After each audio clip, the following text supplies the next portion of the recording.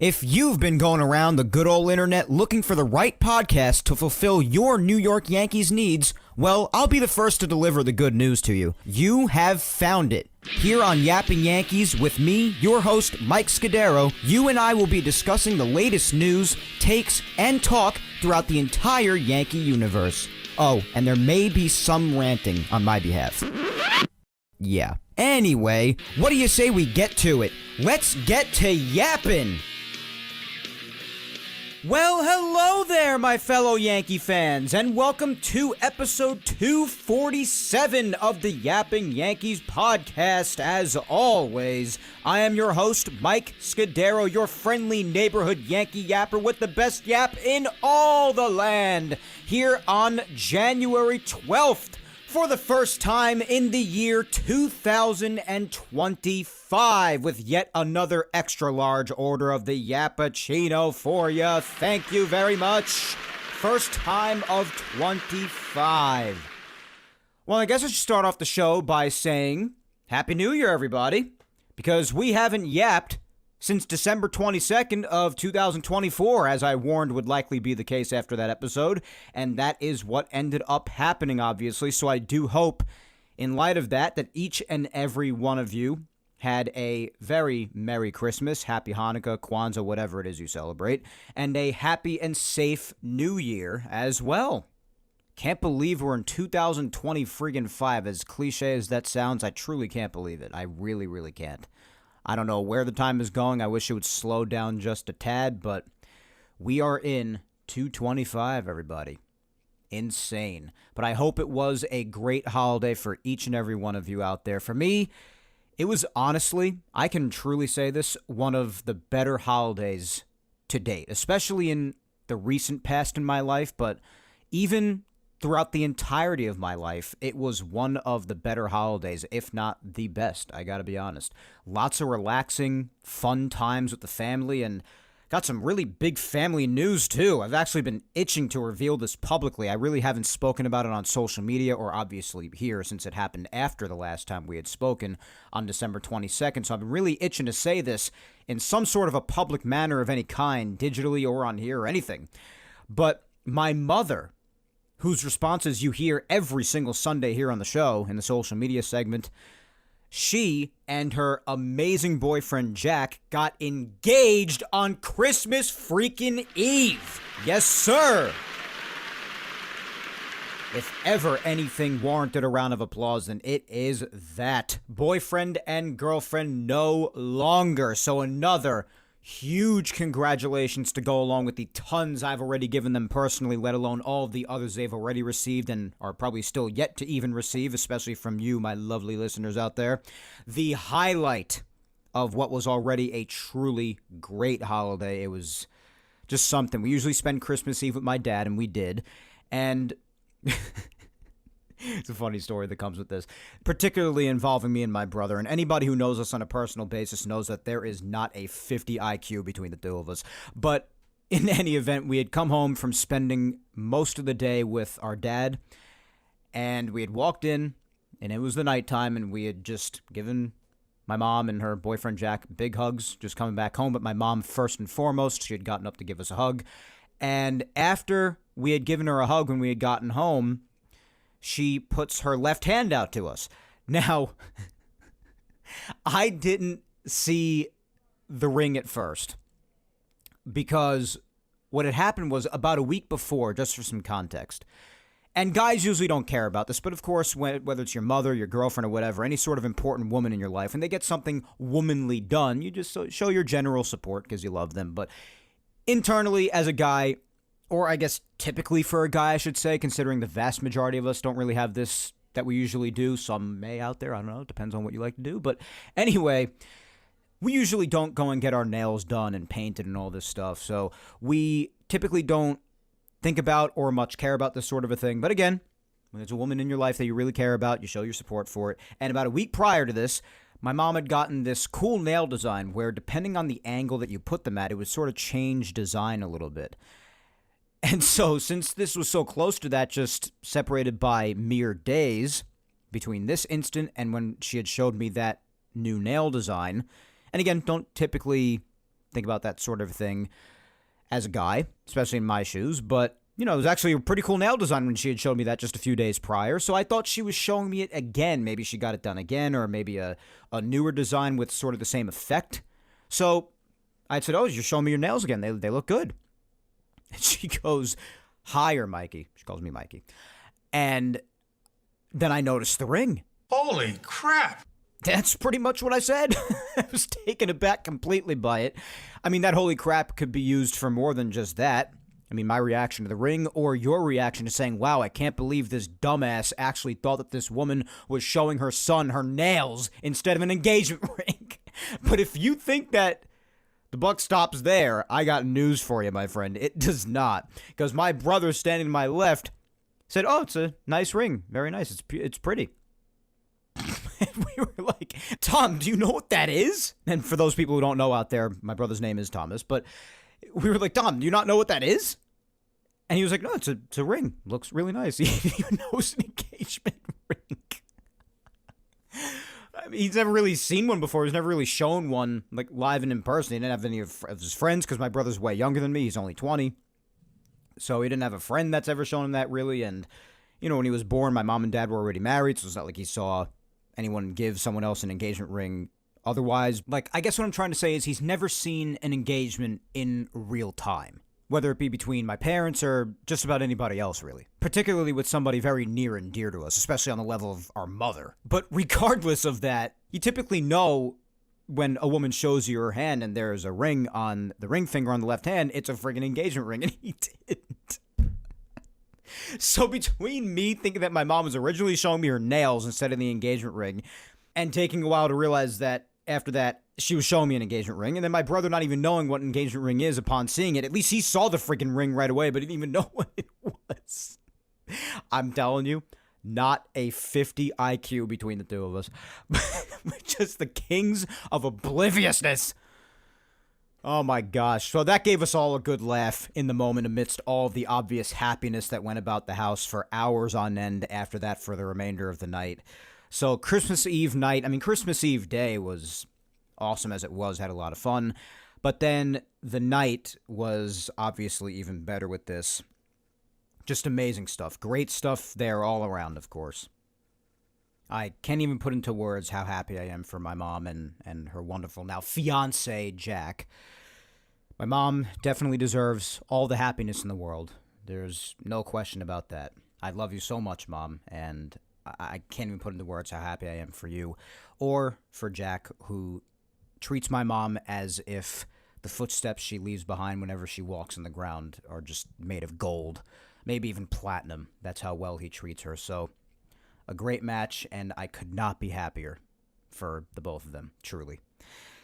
And Christmas Day was the same thing, very relaxing, fun time at the house, kept it low-key.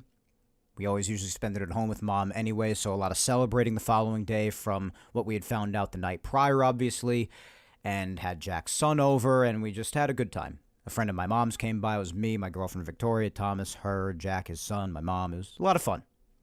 Good day. So Christmas, hats off to it, because it was honestly as good as almost any other Christmas I've experienced, and that was my 27th Christmas. So it's quite a bit. So definitely hats off to Christmas. Was freaking awesome. Give me a hell yeah! Hell yeah for Christmas, Stone Cold. And then New Year's came around, and it was extremely low-key for us as usual, just how I like it. I personally think that, while yes, it's worthy of recognition making it to another year, hoping for a positive future going forward. I get it. I get all of that, okay? I understand. But I personally think that New Year's is one of the single most overhyped events on the entire calendar, if I'm being really blunt with you. That's just me. I've always thought it's made to be way too big of a deal. But to each their own. Some people enjoy it and think it's worth it to drop 3,000 plus pounds of confetti onto the filthy streets of Manhattan, and then others like me just don't find it to be too big of a deal at all. You take your pick. But otherwise, I guess New Year's was fine. I suppose. It's whatever. And then, 9 days ago on the 3rd, as many of you know, was my 28th birthday, obviously. Yes, thank you very much. 28 freaking years on this planet. Can't believe it. And I got so much love for that as I do every single year. So lucky from all you guys and then just all around publicly on all my social media accounts, all my personal friends and family and acquaintances. So many people reaching out to me as usual. I love my birthday.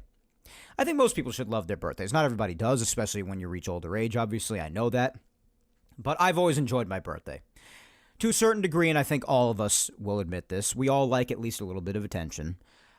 So it's nice having the day be all about you and just having fun, being celebrated by all the people you love and care about. So I've always very much loved my birthday for all of those reasons. And my 28th, like Christmas was as good as just about any, honestly. Just so many of my friends came over, and we had a really good time. Had a really fun gathering with about, I don't know, maybe a dozen, tad less than that, of my friends, closest friends, and some family as well. It was a lot of fun, honestly. Can't complain from Christmas all the way through to my birthday like I can't usually find too many reasons to complain in many of the years throughout my life in that window of time, but this one was about as good as any, honestly. Christmas Eve, Christmas Day, fantastic. New Year's was fine, and my birthday was fantastic. So as the end of the prior year into the beginning of the new year usually always is, especially for me, with my birthday right after New Year's, capping it all off, lots of fun, just about as much fun as any other year throughout my entire life. So all good over here. And again, I hope for the exact same thing for all of you, my wonderful listeners out there who I could not possibly be more thankful for yet another year as we get ready to head into 2025. And oh, before I forget also, my God, I can't believe I almost forgot this. But also, before we go any further, I do want to say that the day after my birthday even, it didn't end there. On January 4th, we also did something incredible 8 days ago. I did allude to the fact, at some point on this show, I'm almost positive that I have, and if I haven't on here, then I've definitely said it on social media. So I do apologize if this is the first time you're hearing this and I'm just, throwing this at you for the first time, but I'm pretty sure I've mentioned it before. But on the 4th, we did something pretty extraordinary too. I've had something in the back of my mind for the better part of the last, 7-8 months, but it was finally able to officially come to fruition as of 8 days ago on January 4th when we were able to plan it all. But at the end of May, we're actually planning to, me, my girlfriend Victoria, and my little brother Thomas, the three of us, as we've been fantasizing about for a long time, especially being big anime fans, but also just being a huge fan of their culture and being fascinated by the country, we actually have officially planned our trip to Japan at the end of May. Holy crap! Another holy crap is definitely warranted, Frank Barone. I cannot believe it's actually a reality.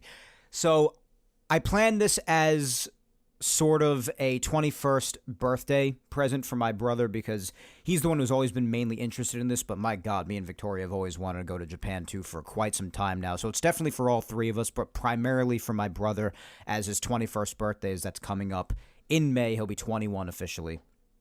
And it's just going to be the trip of a lifetime. I mean, what else can I say about it? It's going to be surreal, incredible. Not enough words to describe it. Not enough adjectives out there. So I am excited. My God, I can't even say excited. It doesn't even begin to describe. So that's at the end of May. There's a lot coming up this year, guys. I also just started studying for my Series 7 just a couple of days ago. Got my books and all my studying material, started studying for that, and I'm planning on taking that exam at least once before Japan, which is at the end of May, so I'm going to be pressing for that the next few months, and I've already started on that journey. So I got that, and if I pass that right before Japan, my God, am I going to be riding almost higher than I ever have in my entire life at that point. Doing that, whether I pass or fail that, but obviously I intend to pass. Doing that, and then going to Japan. 2025, especially the beginning, middle of it's going to be pretty friggin' packed, guys. So I can't promise that I'm going to be doing Yapping Yankees every week around that time period, even though the season will have started by then and will be at least a few weeks in because there's going to be a lot going on. And although I've done episodes of Yapping Yankees from Italy in the past, I've done it a couple of times now, that'll not be happening in Japan. You Bet your ass I'm not. I'm going to be enjoying my time over there, exploring Tokyo, going to see some shrines in Kyoto or any other amazing city in the area. I'm going to be full on doing that, guys. I go to Italy very often, and this is my first time ever in Japan, and it's a once-in-a-lifetime thing. Who knows when or if I'll even go back there, so I'm going to be taking it all in, will not be thinking about anything that I usually do at home. So that'll not be happening there. I can assure you of that ahead of time, way ahead of time, even all the way here in January. So that's what's going on there, and it was officially booked on January 4th. So we will be going to Japan at the end of May. I can't believe it. Oh my God, it's going to be so much fun. Once in a lifetime thing, as I said. So just an amazing week to a week and a half. Christmas Eve, Christmas Day, New Year's, my birthday, and then the day after my birthday, booking this freaking trip. Can't believe it. What a start to the year. What an end to 24 and what a start to 25.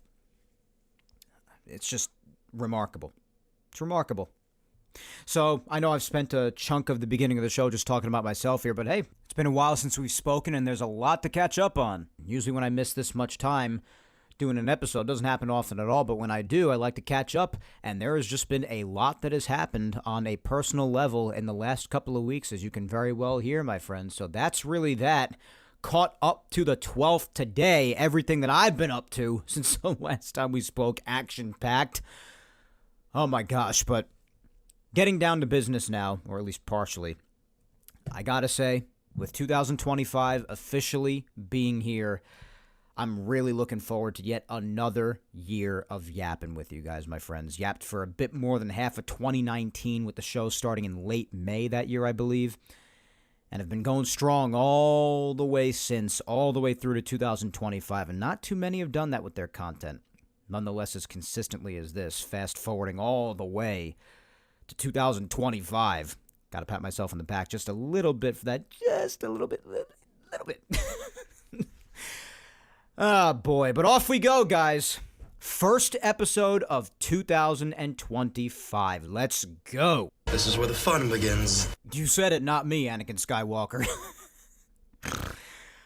First and foremost, and at the forefront of my mind pertaining to baseball, as I'm sure it is with a lot of you as well, pitchers and catchers report officially, as it was announced just a few days ago, on February the 11th, less than a month away from now, just 30 more days to be exact. Yes, another round of applause, my gosh. So many rounds of applause is here within the first, 15 to 20 minutes. It's warranted, though. There's a lot to be happy about, guys. February 11th. So now, I think it's safe to say it is officially what I usually like to call the home stretch of the offseason, guys. Less than a month until the action officially starts to pick up for yet another season with our boys, who bring us both so much joy and so much pain on the regular, particularly at the end of the journey each year, usually. You don't need me to tell you that to know that. But either way, crazy that it's that close already. It all goes so fast. I mean, the season, the postseason, spring training, the offseason, life in general. Hell, I'm 28 already. How the hell did that happen? All of the people who are older than me giving me the bird right about now. But regardless, yeah, just an idea for how fast life goes in general, guys. The offseason has sped the hell by. Then we got spring training coming up. That'll speed by, too. Same for the season, despite how long it is. In the postseason, then another offseason, we'll be right back to right about where we are right now. Mike, will you stop rushing life so damn much? Sorry, guys. Sorry. Can't help it. But, yeah, it's going by quick, guys. Less than a month to spring training, for the love of God. That was quick. And a lot of names have continued to fly off the board. It's been mostly slow since the last time we spoke, so there's really not much news to talk about. We'll jump right to it momentarily. And most of the show is honestly going to be dominated by the social media segment, because that's really where the vast majority of today's discussion having to do with the Yankees will lie. But yeah, it's mainly thanks to the fact that not really much happened, especially when it comes to the Yankees. Since the last time we spoke all the way back on December 22nd, it's usually pretty typical of this time of year. Usually when the holidays roll in, and then for a little bit afterwards, lags a little bit after the fact to get back into things. it's usually pretty quiet. So it's not out of the ordinary to experience that, but it has been the case once again here. Some little things have happened here and there, but not too much. But when it comes to our discussion of the Yankees, and there is quite a bit of it to be had, that's mainly going to be in the social media segment. But while we're at it, why don't we just not waste any time and jump right to news and see what actually did happen since the last time we spoke? Well, when it comes to immediately after the last time we spoke, most recently after that, it was just after Christmas, and I was beginning to wonder when this was going to happen. It was in the back of my mind for a while. I had an idea he wasn't coming back here, and it finally happened on December 27th. But it was made official that on the 27th, Gleyber Torres had signed with the Detroit Tigers on a one-year prove-it deal. It's definitely obvious that that's what this is. Worth $15 million.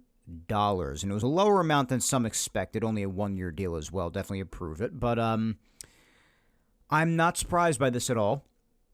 I think we all knew that Gleyber was not coming back. I don't think it took a rocket scientist to predict that he wasn't coming back. A lot of Yes Network officials like Jack Curry and many others expected him to not come back, had said many times that the Yankees weren't looking to pursue him. They didn't even give him a qualifying offer, obviously, a couple of months back, which I felt that he at least deserved that, given his last 2 months, particularly through the playoffs. I think he earned himself at least a qualifying offer, but I was not willing to go beyond 1 year in general.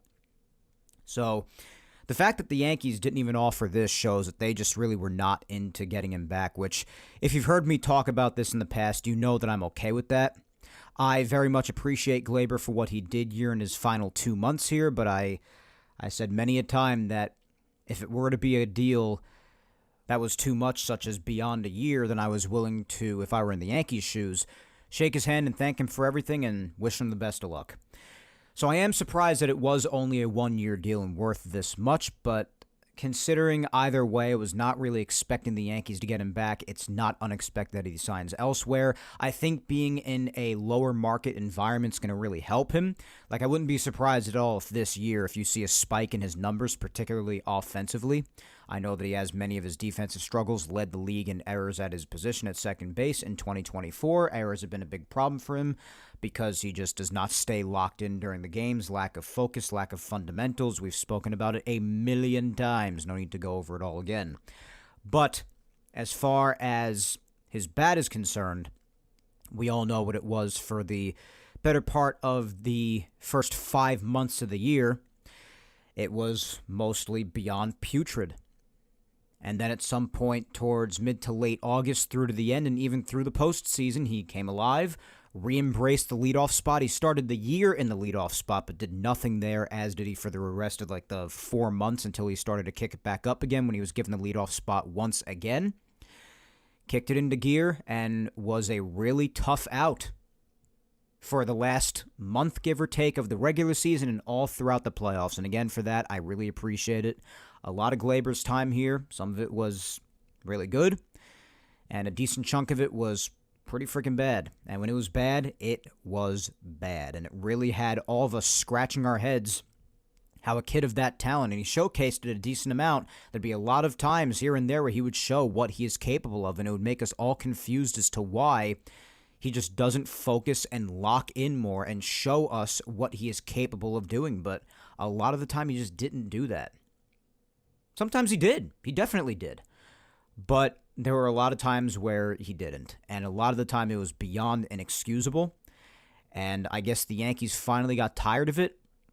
I mean, 2023, he was really solid, but a lot of the time before that, I was pretty tired of it already. And then 2024, most of it was really bad for him.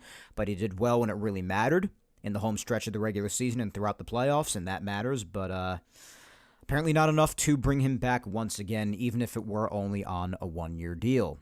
So, best of luck to Gleyber. I don't have a problem with him on a personal level, obviously. He seems like a super sweet guy. Always seemed that way. Always to himself. Always pretty soft-spoken. So I got no problem with him in that sense whatsoever, and I don't wish bad on him at all, of course.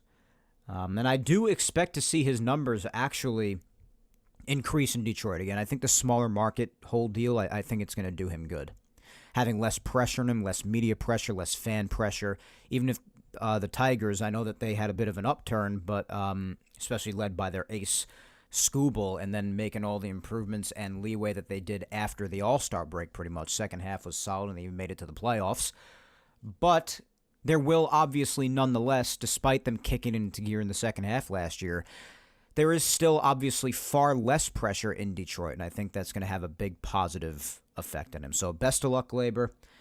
And it's going to be weird, despite my unwillingness to bring him back for the most part going forward, because of just being tired of the lack of fundamentals and lack of focus and in-game awareness. Just grew tired of it. But that doesn't mean it's not going to be weird not seeing him at second base. Because you got to remember, at the end of the day, he's been in the league since 2018 when he came up for the Yankees, and he's been in our infield since then. So you're talking 7 solid years. The 2018 season, 19, 20, 21, 22, 23, and 24. That's 7 years. And anytime someone spends almost a decade on the team and then leaves, it's a bit odd, regardless of how you felt about them. Regardless of whether you're happy or sad to see them go, I'm more happy than sad to see Gleyber go, even though I do appreciate him for some of the moments he had, obviously. But that doesn't mean it's not going to be weird not seeing him at second base. So it will be odd. It'll be a bit of an adjustment. But I have said many times that to this point, I still feel like the Yankees have improved in many ways, defensively and fundamentally, with some of the moves they were able to pivot with after the Juan Soto mess a little over a month ago. And regardless of how you feel about Gleyber, I feel like him leaving is another step in that direction, because regardless of whether or not you liked him, he was a part of that lack of fundamentals. He just was. But that doesn't mean I don't wish him luck. That doesn't mean it won't be weird to not see him in Yankee uniform, particularly at second base for 2025. But I do wish him all the best in Detroit nonetheless. And again, I think the smaller market environment will help him. So Gleyber Torres is officially a Detroit Tiger. And since he is obviously still in the American League because of that, the Yankees will be seeing him at least a few times in 2025. And that should be interesting. Knowing how former Yankees do against the Yankees, I'd be shocked if in the first game he doesn't hit some sort of a huge homer or just overall hit in general at some point in the game. I'll be shocked if that doesn't happen. But again, I will take it to the bank safely by saying that I do believe that his numbers will uptick in 2025. I'll be a bit surprised if they don't in some sort of way, if his game doesn't improve in any sort of way possible. But I think lower pressure will suit him well, because he didn't seem to respond to high pressure all too much, like when the media was really haggling him or when the fans were getting to him. And he checked social media quite a bit, I'm pretty sure, and he would even confirm, I believe he does like live streams, I believe, but whether it be in the live streams or outside of that, you could tell that whenever there was large amounts of scrutiny towards him, that it would get to him. It would. So we'll see what he does in Detroit. Should be interesting. As far as around the rest of the league, before I continue on the rest of the Yankees news, which isn't really major for the rest of the way out here, but also an interesting thing, just because I know it was a big, big name throughout baseball. Corbin Burnes signed in Arizona. I know that came as a shock to some people. Some people were expecting the Mets to pursue him because the Mets still need quite a bit of help in their rotation, despite getting Manaea back. Just pitching overall, they need a bit of help, to say the least, whether you're talking about their rotation or bullpen at large. And some people, there were rumors of him going to Toronto, Boston possibly even barking up his tree, but he ultimately ends up in Arizona and beefs up what was already a pretty threatening rotation for the Diamondbacks, so that should be interesting. But just a little side note there, Corbin Burnes, another name of many officially off the market when it comes to starting pitching. Now, for the rest of Yankees news, just a couple of minor things here. So like I said, much of the show is going to be dominated by the social media segment, at least half of it I would predict, because we're only about a half an hour in here, give or take, and we're already almost done with Yankees news, with social media the only thing left to do after this. But the Yankees did make a couple of minor moves, pun entirely intended as always, with a couple minor league signings. The first by the name of Brennen Davis. And Brennen Davis is a former top prospect, for those of you who don't know who he is or maybe haven't done their research on him since the announcement of this acquisition. But he's a former top prospect. He was the 15th overall prospect in Major League Baseball a few years ago. 15. It's pretty big. Signed a minor league deal with the Yanks. As I've always said, minor league deals don't hurt. It's usually very low risk, potentially high reward. And they're mostly there to continue developing if needed and just be there, God forbid, in the event of the team falling apart from injuries or whatnot and them really needing emergency help. But just some brief background on Davis for those who don't know him very well. He plays all outfield positions, so versatility is always an attractive attribute, obviously, for teams all around baseball. Teams are looking for that nowadays more so than ever. It's a very attractive trait of a player to have, be able to play multiple positions, all around the field or even just in their particular craft, outfield, infield, you get it. But unfortunately, despite that ability that he possesses, offensively, not much to speak of, and quite a bit of a letdown when it comes to what was expected of him so far. Not nearly what was anticipated. He was recently just DFA'd again before the Yanks picked him up because of it, as a matter of fact.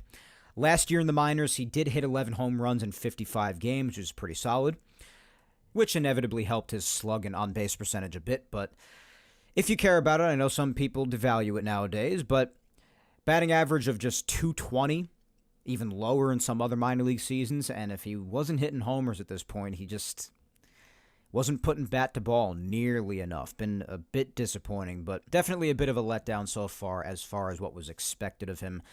And we'll see if he's ever seen on a professional level going forward now at age 25. Never should see him if things are going the way they're supposed to go up here, but who knows? So that's the brief general story for Brennen Davis for those who were curious. Minor league pickup.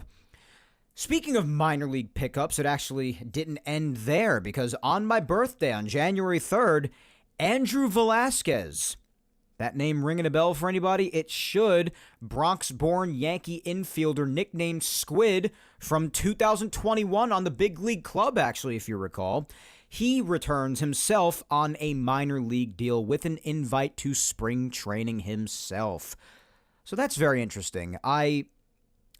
Like with Brennen Davis, I think if we're seeing Andrew Velazquez on the major league field, even on a somewhat regular basis once in a blue moon in 2025, then that must mean something is deeply wrong with the team at some capacity. But whether it be someone woefully underperforming or just a travesty of injuries, but it's very interesting to hear them bring this name back, and I'm sure he's thrilled about it because, again, he's Bronx-born, and when he was here in 2021, he couldn't be happier about it. He had a blast here. Didn't really produce much on the field. I mean, he had his nice moments here and there, but on an overall basis, he's not really going to give you much if I'm just being really brutally honest here, and he hasn't really done much at all since he left here and went to the Angels for 2022 and 2023. And then for 2024, he mainly spent his time in the minor leagues, and right now he's playing winter ball, getting ready for 2025, amidst it being announced that he is once again in the Yankees system. When he was with the Yankees in 2021 in 67 at-bats, he batted .224, drove in 6 runs at 15 hits, played shortstop for them mainly in between the failed Gleyber Torres shortstop experiments, and then when 2022 started, the Yankees got IKF to be a stopgap shortstop. In between Gleyber and IKF was Andrew Velazquez, even into the 2021 wild card game in Boston. If you recall, that's really Velazquez's background. And he always did pretty good for the most part with fielding. That really wasn't his problem. His bat would really just disappear quite a bit of the time. Didn't knock your socks off defensively either, but he made his nice plays. And he definitely had his moments, and the fact that he was Bronx-born resulted in a lot of the fans' energy just surrounding him a lot and it just getting him a lot of talk.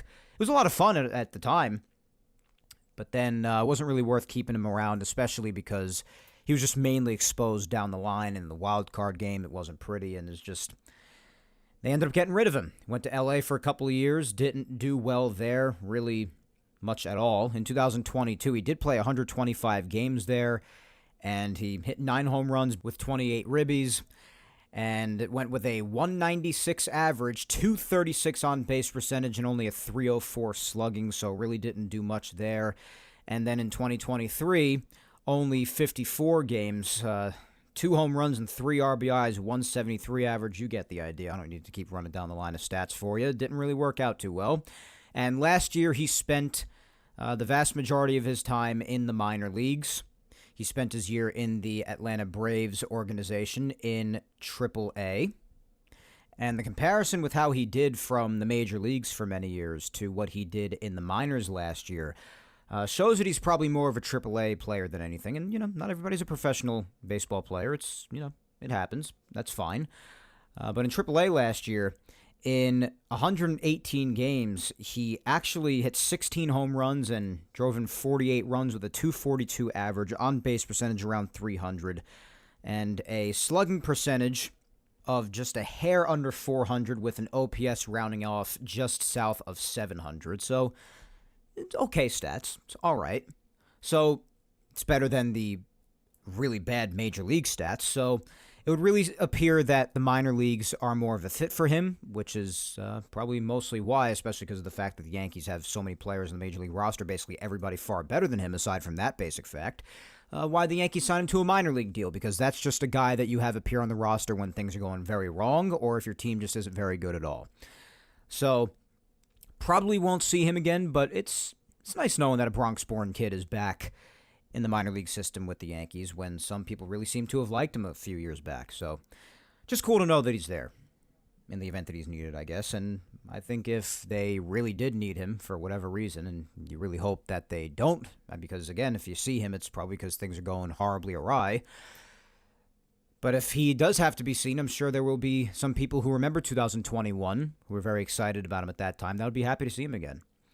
So, yeah, that's basically the deal as far as Yankee moves in the last bunch of weeks since we spoke last on December 22nd. Brennan Davis and Andrew Velasquez. And again, obviously, if things are going the way they're supposed to go, obviously do not expect to see either. And if you do, it's probably not a good thing. But anyway, last piece of news really before moving on to social media. On Thursday night, some arbitration news coming out. The Yankees did manage to avoid arbitration with Jazz Chisholm, Devin Williams, Scott F. Ross, and Clark Schmidt. Didn't agree with others to avoid arbitration as of now, like Mark Leiter Jr. and whatnot, so we'll see what happens with those as of now, and whether or not they could come to a peaceful agreement without it getting ugly in arbitration with guys like Mark Leiter Jr. But that's the deal with the arbitration game for now, for people who are still under their years of control. And you usually don't want to get to arbitration because the last time that happened, and it was very publicized and ugly, was a bunch of years back with Dellin Betances and the Yankees, and you don't really like to see that happen between major league organizations and major league players, them going to a potential arbitration hearing. So hopefully with everybody else they want to keep, they manage to work things out. But Jazz Chisholm, Devin Williams, Scott F. Ross, and Clark Schmidt are the ones who avoided arbitration as of right now with the Yankees, and that is just about it for news as of now, my friends. So what do you say we keep the ball rolling and head right into the social media segment to end off the rest of the show? Open-ended question again for you this week. And again, it is nice and quick because not much to talk about as far as Yankees news, and caught you up on the holidays and everything and my personal news and whatnot. Now it's time to get down to some real Yankees discussion as to what can or possibly should happen for what is left of the offseason. And as you can see from the episode title as well, from what I said earlier, that really is on the forefront of everybody's mind with pitchers and catchers reporting in officially less than a month. What else can be done? That's pretty much the open-ended question, too. What other moves would you make as the Yankees, if you're in the Yankees' shoes and you're making the decisions, in the next month to further improve the team? Well, we know what they have done so far. We know that after losing Juan Soto at the start of December, basically just at the onset of the winter meetings, merely 2 days later, they picked themselves up off of the canvas after getting knocked square in the jaw, and they signed themselves a really nice starting pitcher in the form of Max Fried. And then shortly thereafter, when that happened, they went ahead and got themselves one of the better relievers in the entire game. As a matter of fact, on one of the recent lists that just came out, he was scored number 1 on MLB Network, to be specific, on their annual top 10 relievers list. For 2025, he was number 1. So they went on ahead and got him. Now, I don't personally agree with that ranking. I definitely think he's at least top 5, I think it would be safe to say. But number 1 might be a bit of a stretch, but doesn't take away from how talented he is, for sure. Despite that big home run he gave up to Pete Alonso that Met fans never seem to have enough of bringing up nowadays. But nonetheless, still one of the top relievers in the game without a doubt, and the Yankees went ahead and got him shortly thereafter with signing Max Fried. Then after that, the Cody Bellinger news hit, of course, and the Paul Goldschmidt news hit. We have hit on all of this in prior episodes to this one, obviously. So that's what they've done so far, and it has plugged a lot of holes. Because Max Fried was a big one for the rotation, helped further the rotation on top of names they already had, like Cole and Rodon and Heel and Schmidt. And now Max Fried joins the fray with that as a very solid backup to Garrett Cole. And a lot of people loved that. Some people question the years, as I mentioned that myself when it first happened, but nonetheless, great signing. Major League Baseball's best pitcher ERA-wise in the last half decade or so, as we went over as well.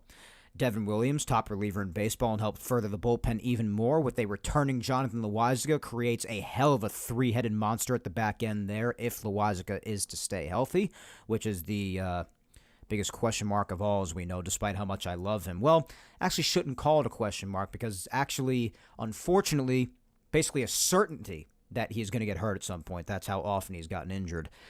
But if the Yankees catch themselves a blessing for some reason in 2025 and he manages to stay on the straight and narrow as far as injuries, then that's a hell of a three-headed monster, possibly the best one in the league, dare I say. Cody Bellinger fills the huge hole in the outfield, and even if you need him to back up at first base for whatever reason, he's good for that too. Big, solid left-handed hitter for Yankee Stadium, always a big plus as well. And Paul Goldschmidt's solid veteran presence at first base. Some people had a problem with it because he finally showed signs of regressing last year at age 37, despite finishing off the season very well in the last couple of months. And the Yankees are obviously hoping to get that back end of 2024 for 2025, but only on a one-year deal, provides a lot of flexibility for years going forward, too. We've been over all of this talk. That's what they've done so far. Now, what other needs still remain is the question. In my opinion, I've been pretty open about it prior. I just think there are about maybe two more things they could do. First and foremost, just to finish off capitalizing on the bullpen, considering the fact that they are still in desperate need of even just a lefty. To be honest, I still think it should be quite a strong priority for them to lock down Tim Hill. And quite frankly, I don't know what's taken so long to do this. The guy proved he is nails for them throughout the time that he was here in the regular season last year, and how great he was in October. Obviously, the great controversy of the fact that he should have been used in Game 1, but that's a story we've been over many times, and quite frankly, still makes me nauseous to even think about, so let's just move right on. But honestly, he proved how nails he was in crucial spots in October, which is a huge reason to bring somebody back when it comes to Yankee land, because that's a big deal to Yankee fans. Proving that you could pitch in October in the biggest of spots as a lefty specialist, submarine, which is always a nice advantage as a left-handed pitcher out there in the bullpen. I don't really know what's taken them so long to bring him back. I know some people said they were talking to Chafin and some other lefty options in general, but I'd rather go with the proven piece here, being Tim Hill, in playing with the Yankees and knowing what it's like to pitch in October for them and just pitch in general for them and be as effective as he was. Just sign Tim Hill back, man. Get him back already. So lock down Tim Hill. And they got to figure out the last piece of the infield and one more at least respectable bat, because it's all going to depend on where they plan on putting Jazz Chisholm. We've heard from many people that they plan on keeping him at third. We've heard some whispers they plan on moving him back to his primary position at second. We've spoken about all of that as well. But depending on the position that he doesn't play, that position still needs filling. Now, there's some names being floated around. We spoke about them a little bit even last time we yapped here on the show. But just as a reiteration, and possibly even some newer names that have surfaced since, primarily Luis Arraez. And this was actually met with a lot of mixed reaction. Now, Luis Arraez plays multiple infield positions, not very well at that. He's not a good defender. You're going to be seeing a lot of the same things you saw with Gleyber Torres, possibly, when it comes to rough fielding on the infield. So it definitely wouldn't help the Yankees as far as improving fundamentally, particularly on the defensive side of the ball. But especially because of what he provides offensively, I was a little surprised to hear the mixed reaction. But that was another possibility mentioned, and it's since been pretty shot down in the Yankee community. Some people have said that a potential trade with San Diego, and it wouldn't be the first one. Obviously, the Yankees did work with San Diego last year to bring Juan Soto to town, but it would be a trade with San Diego, and there have been a lot of people in the Yankee community that have since said that the Yankees are not going to pursue a trade like this. So I guess that's the end of that, unless it still just comes through out of nowhere. I mean, none of us are really in the Yankees front office and know what's going on minute to minute, per se. So maybe it could still happen, but particularly offensively, and trust me, I get it from a defensive standpoint, and I hunger for the Yankees to be a much more fundamentally sound team, especially on the defensive side of the ball after what we witnessed in Game 5. But still, when it comes to offense strictly, I am kind of surprised at the mixed reaction. Luis Arraez does have his negatives offensively, like he has less than no slug. He does hit his doubles, but I mean, you're going to get no power out of him. He hits in the single digits home runs the vast majority of the time. Maybe that'll go up a little bit because he is a lefty at Yankee Stadium. Maybe some could sneak over the wall that wouldn't sneak over other walls, perhaps.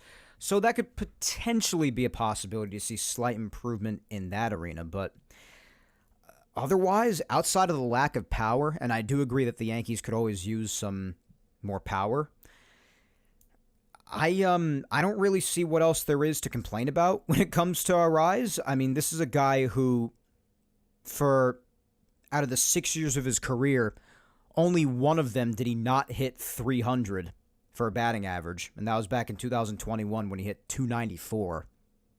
How dare he? But otherwise, first year of his career, in 92 games in 2019, he hit 334. In 2020, that season was what it was, but considering how much of a reputation Arraez has in doing this, it's not much of a surprise, and I wouldn't attribute it to it being a weird season. But he hit 321 that year. Then in 2021, that was when he hit 294.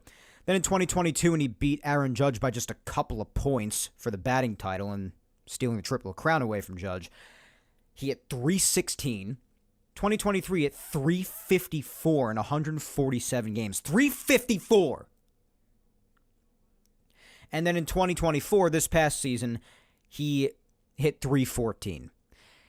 In 22 and 24, he won the batting title in his own respective leagues.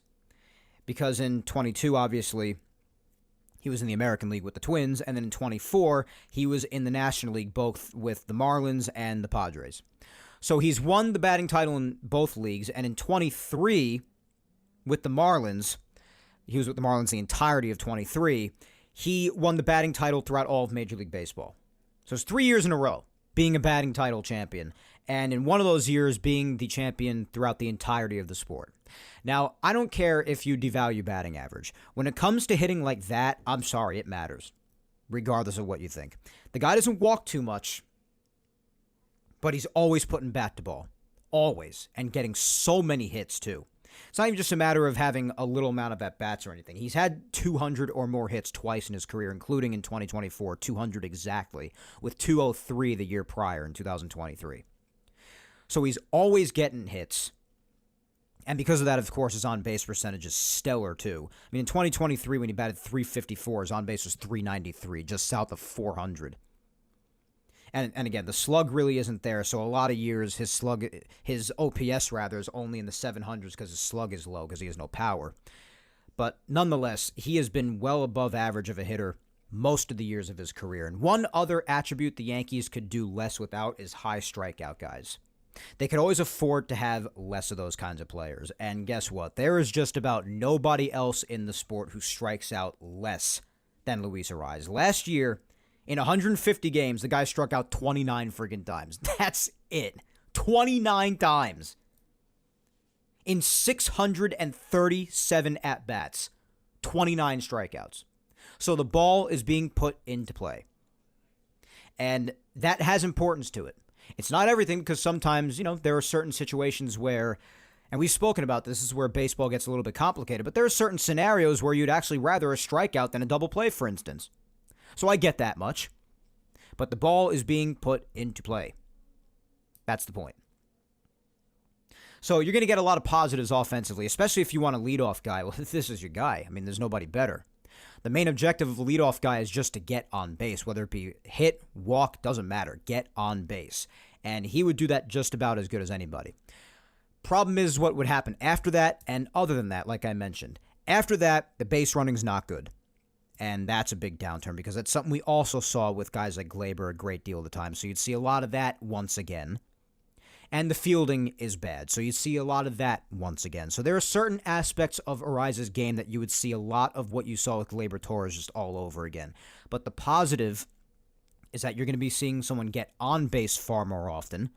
And the ball's going to be put into play a lot more often. Much less strikeouts and getting hit after hit after hit after hit after hit. So I've just about painted the entire picture for Luis Arraez. Not to also mention that he is also a left-handed hitter. I had mentioned that briefly again before, but just as far as the importance for the Yankees to maintain that balance in the lineup if you care too much about that. That's another plus of him being here. So that's the overall perspective of Arraez.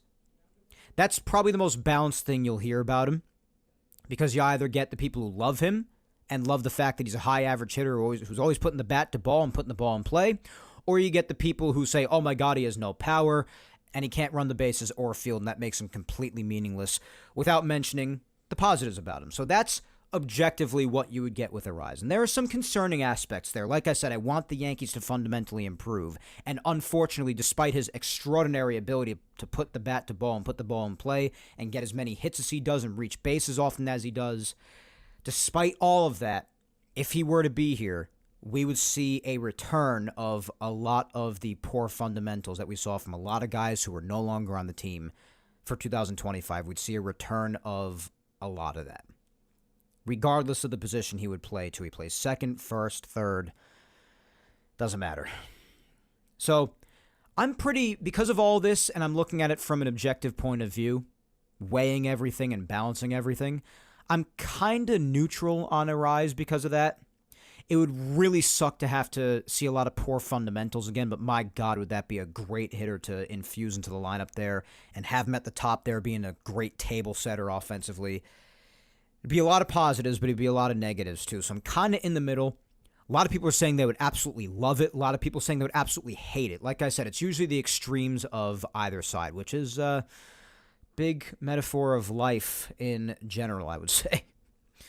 But that's the case with Arraez here too, whereas I'm sort of in the middle. I wouldn't love it, but I also definitely would not hate it.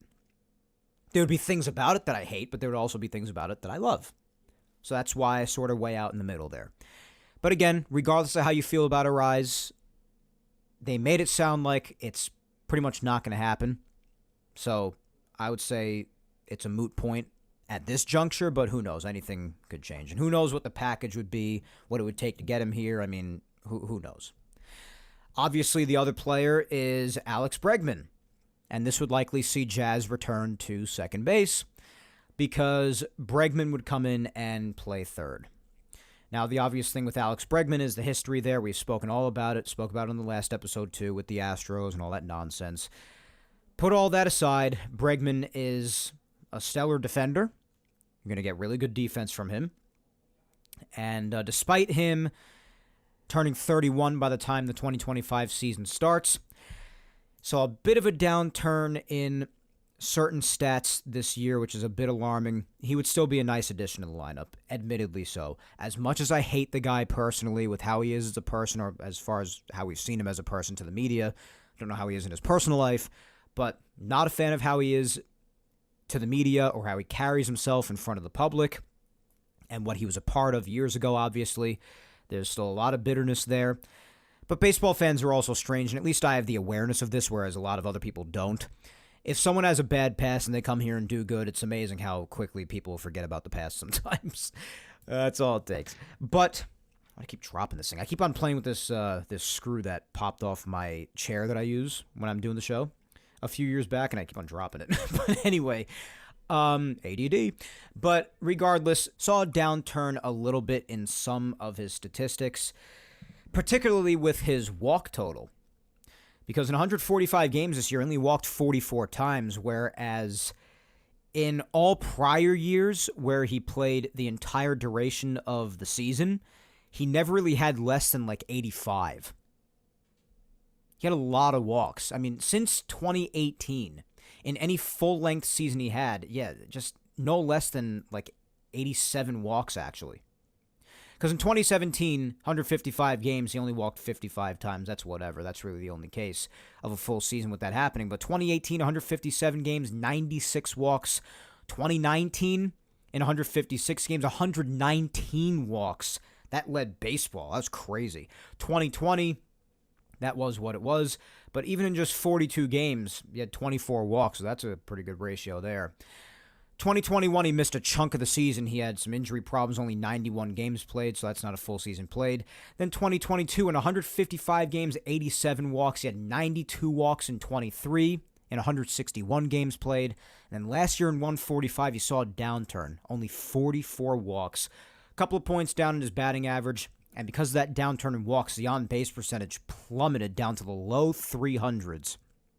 And his slugging floated around the same as it mostly has the last half decade or so, give or take.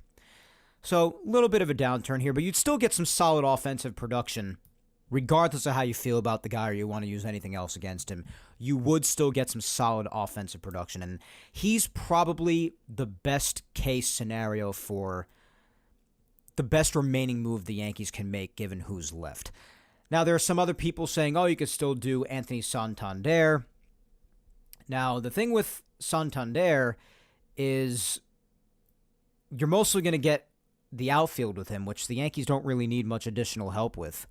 I mean, even outside of the standard three you're going to have with Dominguez, Judge, and Bellinger, you have guys like Grisham as backup and, emergency backups like Cabrera around. Like, you're pretty well covered with the outfield. I mean, you don't really need much more help out there, but even if he is to be in the infield, I mean, what else has he really played as far as the infield? I mean, he's played first base, and that's just about it. Everything else has been the outfield. And the Yankees are covered at first. I mean, you have Paul Goldschmidt at first, who may or may not be platooning with Ben Rice, which I wouldn't have a problem with Ben Rice getting some additional looks, being a lefty to Paul Goldschmidt's righty, being another option there. And then in the case of an emergency, Mr. Cody Bellinger, who has declared he'll play anywhere the Yankees need him to, could also even play first base. So you don't really need Santander anymore. Plus, the downturn with Santander is that, the power is going to be there, and that's an attractive trait for a lot of people. Switch hitter at Yankee Stadium, whenever he hits lefty, some additional power there could spike his already high home run numbers, hit 44 last year, as we know. But if he's not hitting homers, not doing too much. So, listen, he's a fine ball player, but I think the Yankees could do better, and he covers a lot of areas defensively that the Yankees no longer really need help with. So, to me, the real external options are guys that we've been hearing about for the last bunch of weeks now, and that really mostly centers around Arise and Bregman. I would be okay with either one. I have my own personal issues with Bregman, of course. As far as on the field, I still think it's the best option because overall, fundamentally, and just in general, with what he would give you offensively, defensively, fundamentally, Bregman is the best option. Regardless of how you feel about the guy on a personal level, how much of a douche he is, I agree. Full agree on all of that. And it'd be tough for me to look past any of that. But as far as what is objectively the best on-field option, it is Bregman. I'm sorry. If you don't agree with that, it's kind of just the truth. And you can try to talk me out of it if you want, but it's going to be a tough argument for you to make. If there's another nice little trade that you could see the Yankees potentially finagling down the line for a potentially better option, then please let me know. But as of right now, especially as far as free agents are concerned, and Arise would be a trade, as we said, Bregman is the best one in my opinion. And as far as strictly on-the-field performance, he would be the one that I'm most happy with. And it would also see Jazz going back to his primary position, which I know a lot of people are saying, he showcased a great arm that'd be wasted at second. I don't care. If it means him playing best at second and it being the most familiar position for him, I want him going back to second. And Bregman coming here would result in that happening. Now, Arise, I said before, I'd be sort of in the middle on it. I'd be really bummed to see another player who's not fundamentally sound, particularly on the field and running the bases. Those are two things the Yankees struggled with a lot when it mattered most last year. But he would provide some great things offensively, man. A lot of people would love how much he would be on base, how often he would get hits and put bat to ball. People would be starved for that. People would love that, be obsessed with it. People are always saying, oh my God, the Yankees need more contact guys and less strikeout guys. That's kind of the definition of that in Luis Arraez. If you want power, you're not going to get it from him at all. Maybe a slight uptick playing in Yankee Stadium batting lefty, but not much at all. But I'm in the middle on him. Best overall option is Bregman. Period. Be most happy with him when it comes strictly to on the field. Now, there are some internal options the Yankees could think about going with. They could keep Jazz at third, and at second base, they could give Oswaldo more of a regular role. They could finally give Peraza more of a regular role. They said many years down the line, years ago, that they envisioned Peraza and Volpe being the guys up the middle, regardless of who was where, second or short. That could finally be the case because, I mean, listen, Peraza has no more options anyway. They've screwed him up decently enough anyway. He's had an injury history. They got to decide what to do with him anyway if they're not going to package him somewhere else. So maybe you finally give him a shot. Or you give Oswaldo some more looks. Or you give Yorbeat Vivas some more looks. Some people have forgotten that he even exists. Because even when he was up for the short little while that he was in 2024, they really didn't give him any playing time. And he was a nice little nifty pickup from Los Angeles going into 2024. So maybe even give him a shot. Years down the line, people always like to talk about Roderick Arias. Maybe that's another one. But I wouldn't say he's ready for right now. Some of those first names I would consider. But some people are even saying, stay internal. Or maybe even put Jazz at second, put them at third, give them a shot there, and then maybe address at the trade deadline if it's not going well after the first half. Honestly, and I know this is going to fall well with some people, and I can't necessarily blame you, I wouldn't hate that approach. I wouldn't hate it. Although I do think that guys like Peraza, and especially Cabrera, as much as I love Oswaldo, I think he's really more so meant for that utility role. I think over the course of many consecutive games in a row, I think that's when he would get majorly exposed, and we've seen an example of that every now and again. So that makes it a little rough to say, but I wouldn't absolutely hate it because the Yankees do have some good internal options, and again, with guys like Peraza, you got to figure it out with guys like him, or maybe even you give Vivas, who has had some promise around his name since the Yankees acquired him.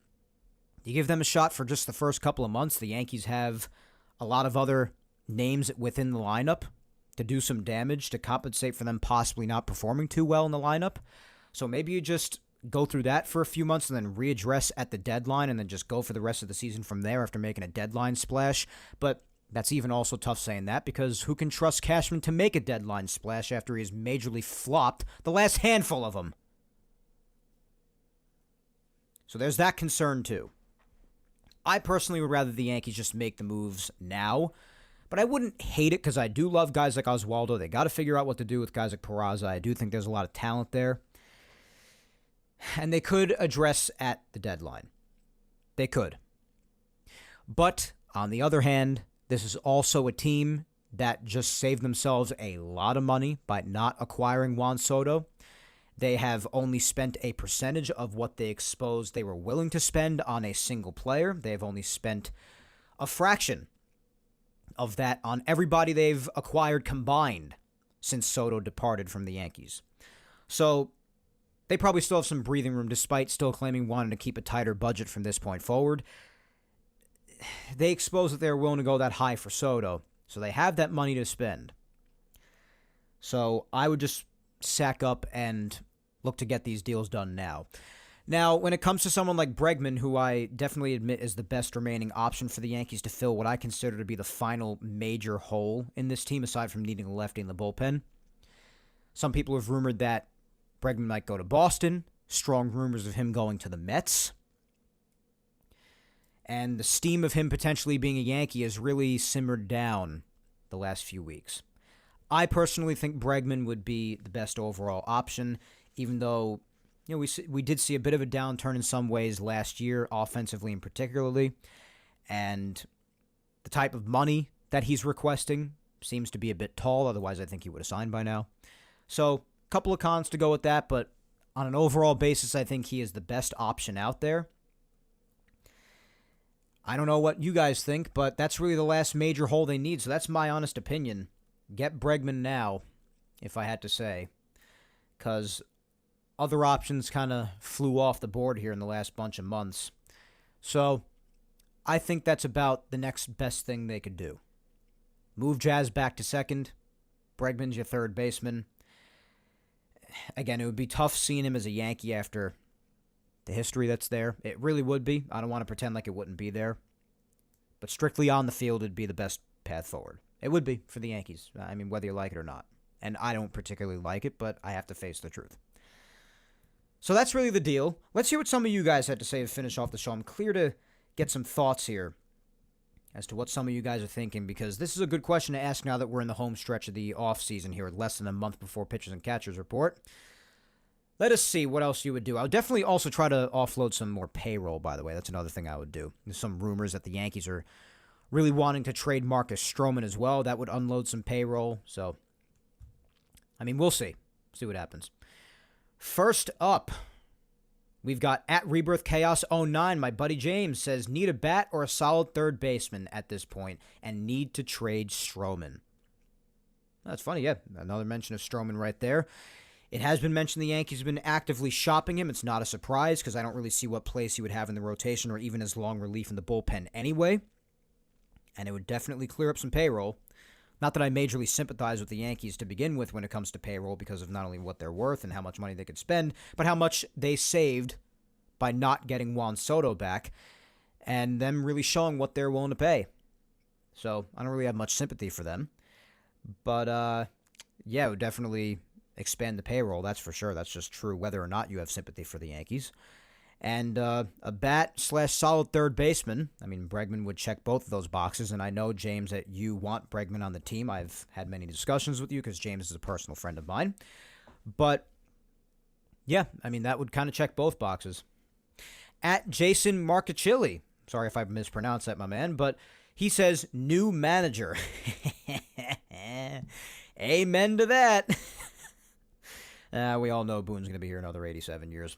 At 7 Trivia says, it's a no-brainer. Sign Hill. Amen. There are certain guys out there who I'm not sure why they are still out there. Tim Hill is one of them. The Yankees need to stop fooling around and sign my boy back already. I agree, my man. There's certain names out there, especially Boris clients, just getting screwed because there is secondary clients behind the major ones, like Juan Soto, for instance, like Pete Alonso. I understand that what he's asking for is apparently like outrageous, but like, why isn't he a Met yet? Just kind of weird. Certain names out there. Same thing with Tim Hill with the Yankees. Like, what actually are you still doing out there, bro? I don't really understand.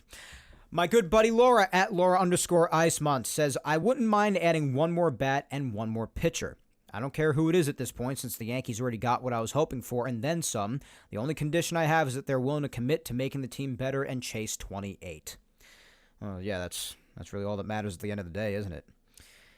But, yeah, bat.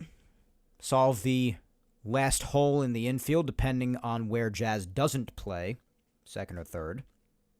And that one more pitcher, yeah, I agree with that. That's Tim Hill for me. And if you want to add on even more after that, I know Tommy Kahnle's still out there. You still bring Kahnle back if you care about doing that. It's really a personal choice of theirs. Again, them bringing Fernando Cruz in from the Reds kind of lessen the chance of that happening with Kahnle, in my opinion. I could be wrong. We'll see. But Kahnle's still floating around out there, too, if you want to bulk up a little bit more with him as well. But yeah, I agree, Laura. It'd be a pretty good approach, especially the latter part, obviously. Tina at Mountain Gal 456 says, another bat and pitcher. I don't really know who at this point, but obviously players that could really help us would be nice. Thanks, Mike. Thank you, Tina. Yeah, that's the goal. Players that could help. My good buddy Spencer at Musician DMD. Spencer, Happy New Year, buddy. I hope you're doing well. And the same to all of you. As I said in the beginning of the show, Happy New Year. But Spencer especially because he had his visual ailment in 2024. Many good things ahead for you, hopefully, in 2025, Spencer. But Spencer says, whatever the flaws, I think it would be great if the Yankees acquired Santander. It would give the Yankees a lot of dimension having that extra power. At this point, it seems the Yankees are letting the moves come to them instead of making the moves. Sending strength to our subscribers and our fellow Yankees fans affected by the Southern California fires. I wish for your safety. You will be okay. And remember, in times of distress, turn to your friends on Twitter, followed by thumbs up and peace emojis. Amen, Spencer. And yes, that is definitely something I wanted to bring up, and I'm glad you brought it up, Spencer. Those California fires are, wow. Definitely the worst in the state's history, they've said. But, I mean, just looking at them, there are not any words. And if I have any listeners out there, even if I don't, just in general, please, everybody stay safe as best as humanly possible. If you've lost your home, I don't even know what to say. I'm just so sorry. Obey the evacuation orders. And obviously there's a lot of political chatter going on here as to what could have been done better with the people in politics. And I'm going to keep those opinions off the table for now because I'm not looking to make this a political discussion. Just want to keep this focused on the citizens there going through hell, and it looks like hell.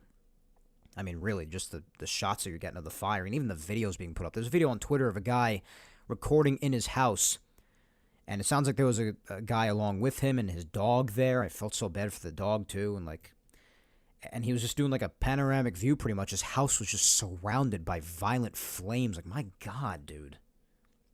Literally looked like the Inferno. It was insane. Looked like he was in hell.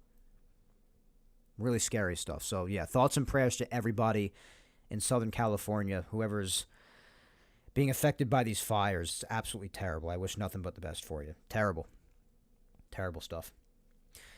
But otherwise, as far as your Yankee comments, I don't really agree with the Santander thing, unfortunately, Spence. We're all entitled to our opinion. That's fine if you want him. I just don't really think that from a defensive standpoint, as I said before, that the Yankees really need help in the areas that he could play. When it comes to adding power, you're definitely right about that, as I mentioned before. 44 home runs last year. No joke. And there's a potential to be even more of that for when he bats lefty mainly, because he is a switch hitter, but when he mainly bats lefty in Yankee Stadium of all places. But, I don't really see him coming here. I wouldn't hate if he came here, but I don't know. If he's not hitting bombs, not too much is happening, as far as his 2024 numbers, at least. But otherwise, I definitely do agree. The Yankees are, they've been letting it come to them. I mean, they were pretty aggressive right after the Soto news. But as of right now, they're definitely being pretty patient. I have to agree with that. Up next, let's see. At Edolph63 says, I insist a lefty for the bullpen and bring back Tommy Kahnle. All right, so more of a focus on the bullpen. I definitely wouldn't hate both of them, either of them coming back. Definitely wouldn't, but yes, a lefty for the bullpen especially, I agree, which is why I emphasized Tim Hill so much the last bunch of episodes, and here I am still saying it on January 12th, for the love of God. So, bring Tim Hill back. Got to start some sort of a campaign on this. Up next is at VArena57. Says, this team needs Luis Arraez. If not, we should go with Arenado or Bregman. We need another established stick. Arraez is perfect. Like I said, when it comes to offense, very little to not like about Arraez. You're going to see a lot that you like, but let's also not forget the downsides you would get, particularly defensively and with base running. And anybody who watched the 2024 Yankees, especially what ultimately ended up happening to them, should really want to put a focus on fundamentals. And unfortunately, Arraez does not check those boxes. I hate to say it because I would love him from an offensive standpoint. I really, really would. But those unfortunate other attributes of his, it's just the truth. Whether you want to beat around the bush with it or not, it's there. And you have to consider that when you think about it. Arenado, I believe in Goldschmidt more than Arenado, honestly, when it comes to guys who showed signs of downturns last year. Even though Goldschmidt is older, I believe in Goldschmidt more than Arenado, and that's not just because Goldschmidt's a Yankee now. It's just that there was still some positives to take away from Goldschmidt's season last year. In the second half, you saw a lot you still liked, so you saw that there's still some fuel left in the tank there, which is very exciting considering Goldschmidt's potential, even at his age. And the fact that just in the last couple of years, he was still MVP caliber. So, even more experience as well, more of a veteran presence, terrific glove, which you're getting from either of them. But Arenado, Offensively, I wouldn't really like it too much. I don't know. Not about it. Not about it. And it's been really, really sus, really weird with him with blocking trades and not blocking trades with the no trade clause in his deal. It's really weird. Bregman would objectively be the best choice, in my opinion. Overall would be the best choice. As much as I don't like to say that on a personal level. At Scotty_does know says, with the way Fried pitches, by getting lots of grounders, a defensive third baseman is so crucial. That's true. We did talk about how Fried is not a strikeout guy. He does have the ball go in play, but a lot of weak contact off him. That's how he's successful. If there's a lot of hard contact, it might be getting a little ugly with him. But soft contact, it's going well. So it does help to have a lot of sound defense, which is why I made the points that I did. Another reason why, rather, I made the points that I do about Arise and other players who lack defensive ability or just overall fundamental gameplay. It is something to consider, especially when guys like Fried are on the mound. You're not wrong about that. Fried is just one of 5, going once every 5 days, or games rather, but it is a factor. You make a good point. And a guy like Bregman would do good with that. He would. More so than a guy like Arise, unfortunately. Or Jazz. Because even if Jazz did show some improvements and some potential at third base, the second half of last year was the first time he ever played that position at the professional level, and he did have his growing pains there. Would probably continue to have them in 2025 as he still doesn't have too much experience there. So you make a good point. Rebecca at Peace Now for Life says, trade Stroman, sign Roki Sasaki, add Arise. Seems to be the best available option and win the World Series. Yeah, Roki Sasaki, we've mentioned him a number of times. He should be signing pretty soon. I mean, his posting period will be coming to an end very, very shortly. So it's interesting. We all know he's posted much younger than the typical Japanese player is, which is why he's going to be signing a much lesser contract, minor league sort of a deal, as opposed to a lot of the guys who have come here like Yamamoto and many of the other Japanese guys. Otani, even Tanaka in the past, a lot of guys who just immediately come here and make big money. It's because they posted later than Sasaki has. But the rumors continue with him. The Yankees seemed very confident after they met with him. They had their meeting with him not too long ago. They came out of that feeling very optimistic. People are saying the Mets are a possibility.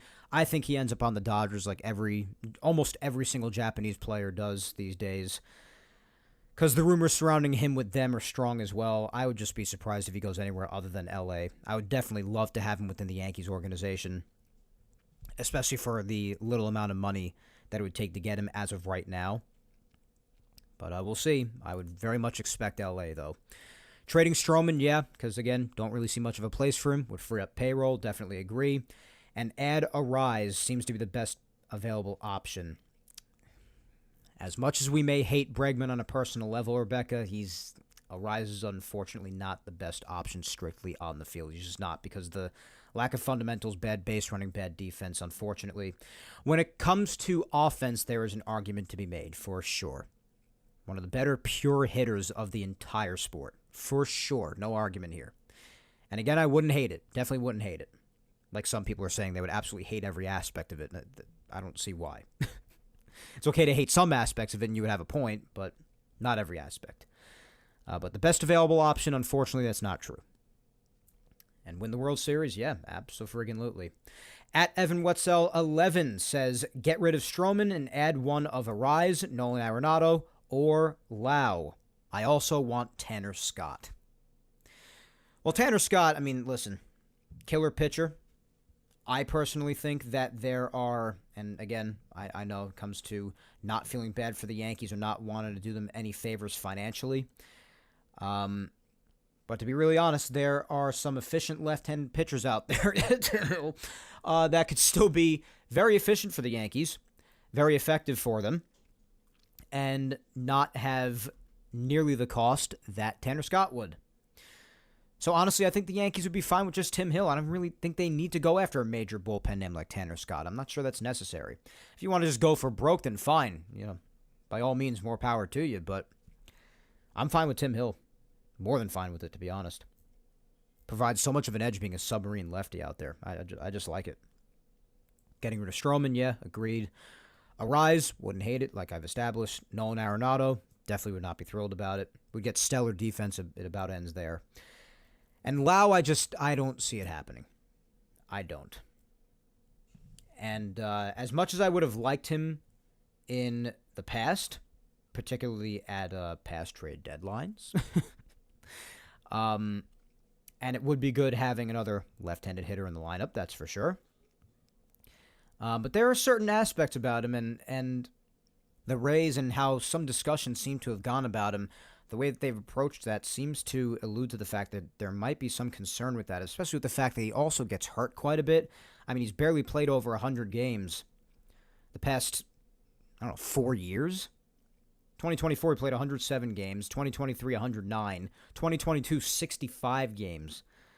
And 149 games in 2021. He has never come close to playing nearly that much games in his entire career. So he's going to possibly miss time due to injury and just have a lot of time off in general. On-base percentage really sank this year. I mean, it's a little bit weird. Got to be honest. A little bit of a weird case. I definitely think the power would go up. He already has over 20 home runs at the Trop the last couple of years. And then in 2021, he had 39 home runs and 99 RBIs. That was when he was a lot more appealing, obviously. But those power numbers would go up in Yankee Stadium naturally as a left-handed hitter. But some aspect of him is kind of weird.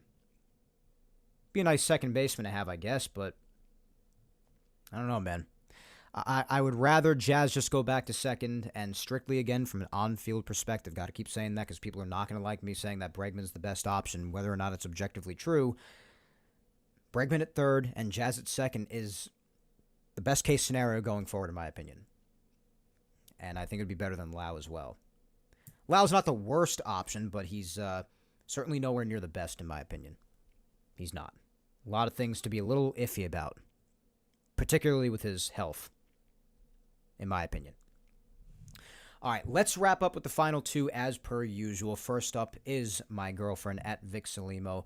And Vic says, it seems like the remaining part of the team that needs fixing is the infield, depending on where Jazz plays. I haven't been keeping up as much with available names, but whoever is best fit for the Yankees to help them win and round off the infield nicely, I would be in favor for. Yeah, it's pretty much the deal. It's pretty much the deal, babe. It depends on where Jazz is going to go, and maybe the move that they make ultimately determines where Jazz is going to go. Maybe they won't decide that first. I mean, it depends, but yeah, in my opinion, it's, as much as I hate to say it, it's Bregman at third and Jazz at second.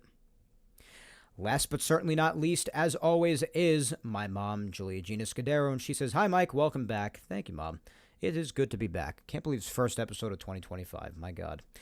I'll make this quick by saying we need more bats. We need good hitters as soon as possible. I think our team is good. Other than that, still enjoying the time off after that World Series, to be honest. Let's go Yankees. Yeah, I agree. Even though it still stings a great deal. I am, like I said, at the last episode, I'm starting to hit that point where I'm ready for baseball to come back. I'm ready for it. Still not over the World Series. Never will be, probably, quite frankly, because of how just gut-wrenching it was. Things like that don't leave you as a fan, especially if you care as much as I do and it was as much of a travesty as it was. But I'm still getting towards that mindset of being ready for baseball to return. So, but yeah, the time off has been nice. I also agree with that. That's for sure. But yeah, more bats. Yeah, just that one more to help round off the infield, as Vic and basically the rest of us have said. And get Tim Hill back. Can't forget Tim Hill. Other than that, good to go. I agree. I've been very vocal about the fact that, for the most part, I very much like how the Yankees have pivoted after losing Soto. I've been a big fan of the vast majority of everything so far, and I look forward to seeing how they potentially round off the remainder of it for the less than a month that we have before pitchers and catchers report to Tampa. And I can't believe we're that close already. But I want to thank you all for interacting with this social media segment as always. Definitely a very good discussion today. I think we hit on just about everything, hit on a ton this time around, as we have the last couple episodes, which is good because so much happened in the episodes prior to that. We really couldn't even really have much time to discuss what could have still happened going forward, but Last 2 or 3 episodes, including this one, we've done well at doing that, covering the bases on all of that. So I'm glad we got to do that, and we've gotten to do it a great deal in the social media segments, particularly today. So thank you so much for interacting with that. Whether or not I got to you, I so appreciate it, as you know. And even if you didn't directly interact with the show by doing the social media segment, and you're just sitting here listening, I still equally appreciate that just as much. You know that. Listening to my crazy-ass yap away for over an hour week in and week out cannot be easy, especially if you stick around for the entirety of the long-ass episode. So I really appreciate it, to say the least.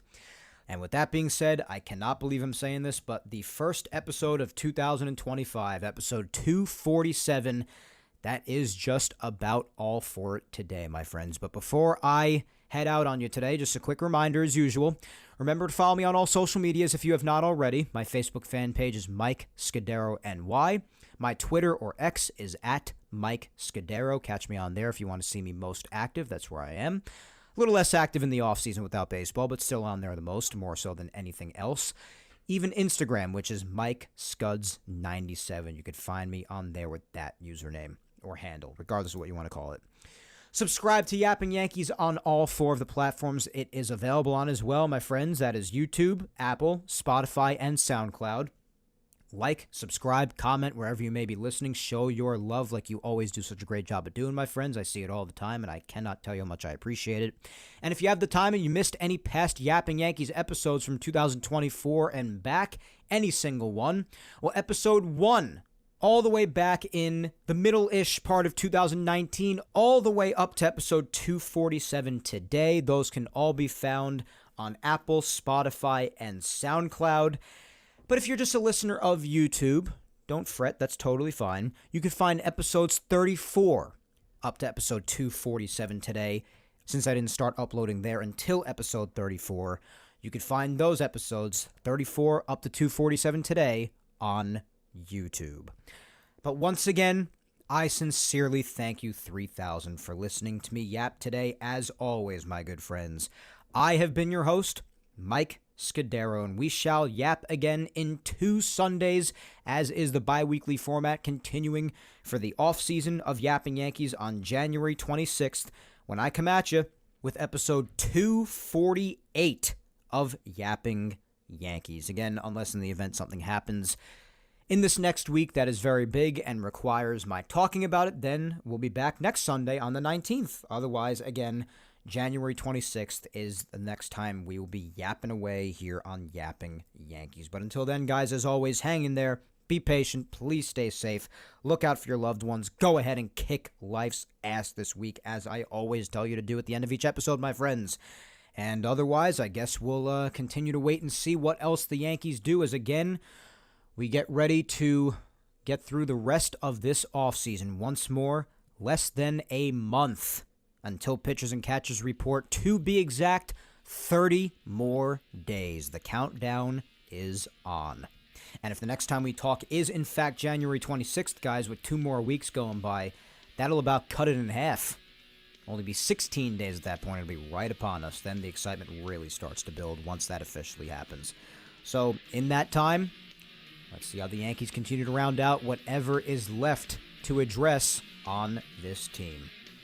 Alrighty then, my Yankees brothers and sisters, I am out for the night.